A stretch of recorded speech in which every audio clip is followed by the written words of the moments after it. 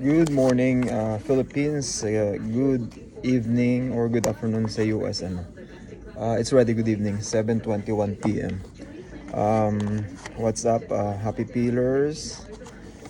Konting financial advice muna tayo ngayon. Kasi para nakaka-inspire magsalita ngayon.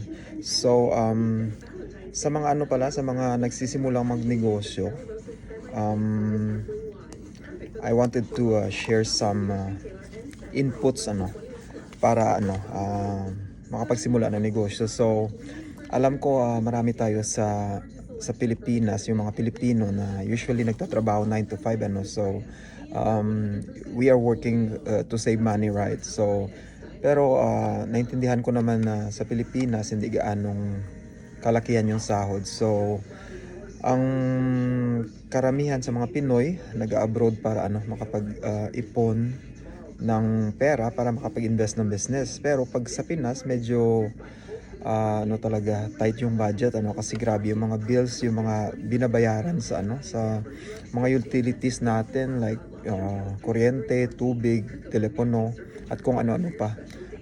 Maliban pa dyan sa mga pagkain yung mga kailangan natin everyday yung ng family natin. So to start kailangan na natin mag-save ng pera. Ako kasi nung nagsimula ako, kahit nung nasa Pinas pa ako, wala pa ako sa US, meron akong yung parang percentage ng sinisave ko para sa business, percentage para sa mga expenses, percentage sa savings, ganun yung ginagawa ko. So hinahati-hati ko yon. So for example sa mga expenses, 50% ng sahod ko every 15 days, 30% para naman sa let's say for example sa mga pagkain, sa mga damit, sa mga kung ano pang pangailangan, and then 20% sinisave ko yon para sa business investment. So ganun ginawa ko, kaya nagkaroon ako noon sa Pinas ng negosyo na purified drinking water. Meron ako mga prepaid cell cards na binebenta ko.